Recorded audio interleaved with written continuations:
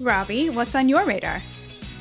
Well, the death of Queen Elizabeth II last Thursday was a sad event for the millions of people in the United Kingdom and around the world who revered the long-reigning monarch. Elizabeth became queen in 1952 and reigned for 70 years, which is longer than any other monarch in history except for France's Louis XIV.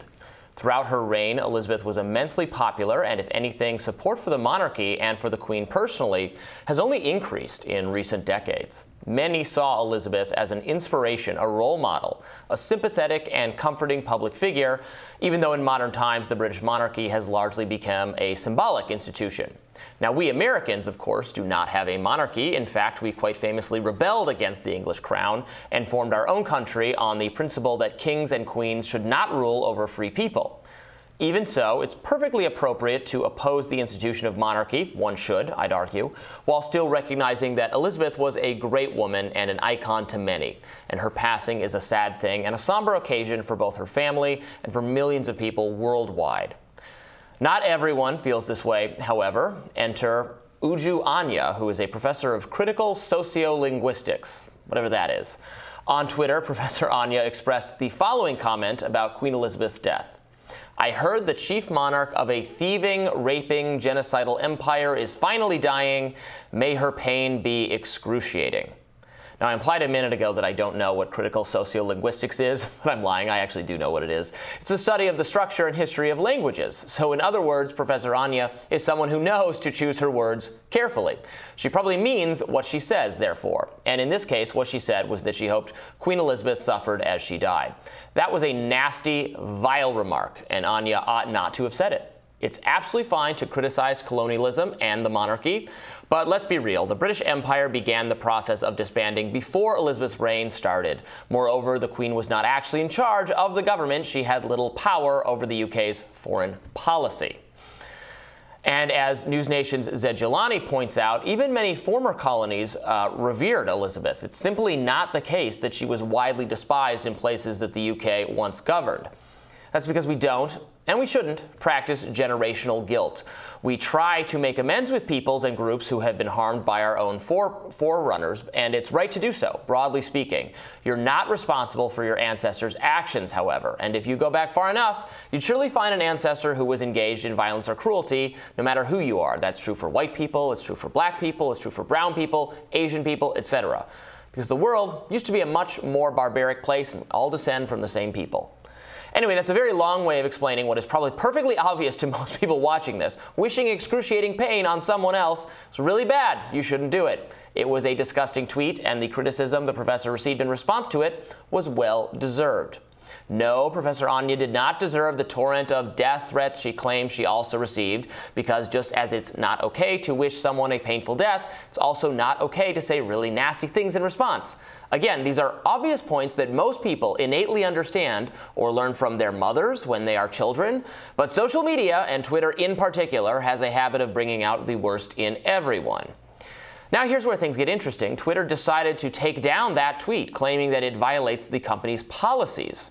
So here's the relevant policy. According to Twitter, we do not tolerate content that wishes, hopes, promotes, incites, or expresses a desire for death, serious bodily harm, or serious disease against an individual or group of people. This includes, but is not limited to, hoping that someone dies as a result of a serious disease, like, I hope you get cancer and die, wishing for someone to fall victim to a serious accident, I wish that you would get run over by a car next time you run your mouth, something like that. Saying that a group of individuals deserves serious physical injury, this group of protesters don't shut up, they deserve to be shot. Stuff of that nature. Further, Twitter specifically says it has a policy of asking users to delete tweets that call for violence against specific groups or people who have done bad and violent things. Twitter gives the example of saying, like, I wish all rapists would die and child abusers should be hanged. Okay, so I can certainly see the argument, based on their explanation of that policy, that the professor's tweet actually does violate it. Though I have to wonder if it's enforced consistently whatsoever, because now Twitter is a private company, so it's not obligated to enforce its policies consistently. But this still seems like a policy that's ripe for abuse. In fact, the reason it attracted Twitter's attention in the first place might be because Amazon CEO Jeff Bezos quote-tweeted the professor and criticized her. Now, after Bezos said something about it, Carnegie Mellon, which is where Anya works, weighed in as well. Quote, "We do not condone the offensive and objectionable messages posted by Uju Anya today on her personal social media account. Free expression is core to the mission of higher education, however. The views she shared absolutely do not represent the values of the institution, nor the standards of discourse we seek to foster. Free expression is essential to higher education, and I'm glad to hear Carnegie Mellon confirming that it won't punish the professor. The university makes an explicit guarantee of broad academic freedom and free speech protections for students and faculties, and it should never betray that promise, no matter how vile the speech." Carnegie Mellon also condemned the substance of the tweet. And while I agree with the condemnation, I think it's less clear they needed to say that at all. The university is not and should not be on the hook for every crazy thing said by a professor or by a student who goes there. Now, it's possible, as some have pointed out, the university felt like it had to say something precisely because Jeff Bezos has given Carnegie Mellon a $2 million donation recently. Now, to be clear, Bezos did not call for action to be taken against Anya. But he might try to be more aware about using his own platform constructively in the future. Universities already engage in far too much silencing of controversial viewpoints, often done at the behest of a newly empowered left wing. Sometimes the students themselves successfully pressure institutions to sanction professors or disinvite troublesome speakers. It's a bad and a disturbing trend. We shouldn't give it any oxygen.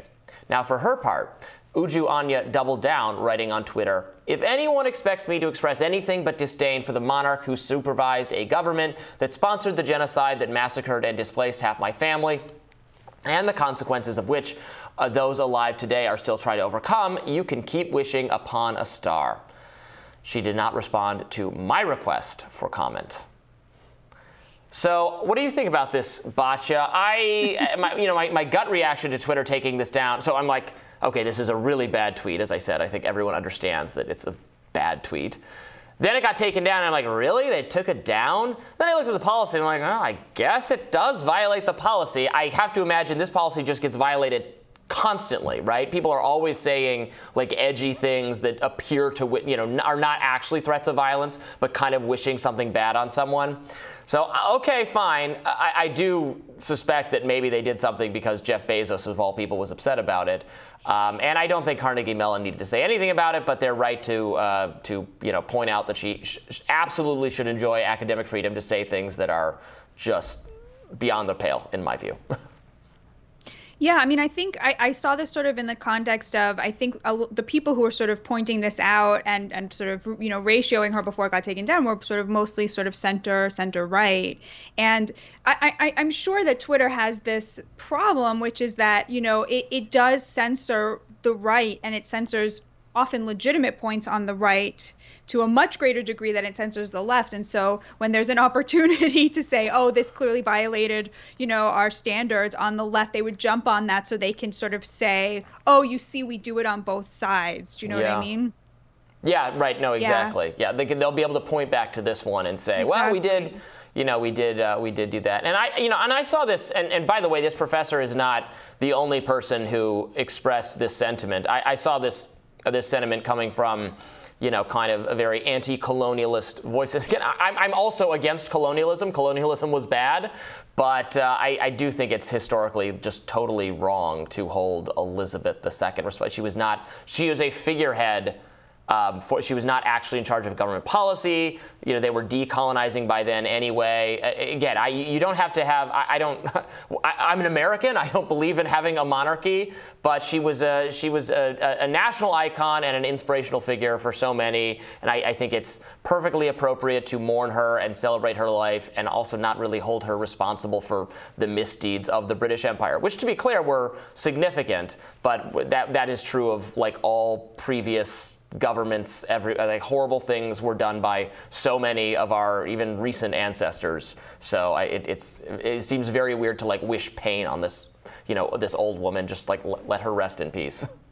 And also her personal legacy was, she took on Margaret Thatcher over sanctions to South Africa in support of sanctions. And she, danced with the president of Ghana in 1961 when there was still segregation in America. Right. So on a personal level, she was an anti-racist, what we would call an anti-racist at a time, like much before that was sort of the consensus view in the in the, in the developed world. So I think that to A, wish harm on someone, B, hold them personally responsible for something they didn't have control over, and C, allied her own personal record.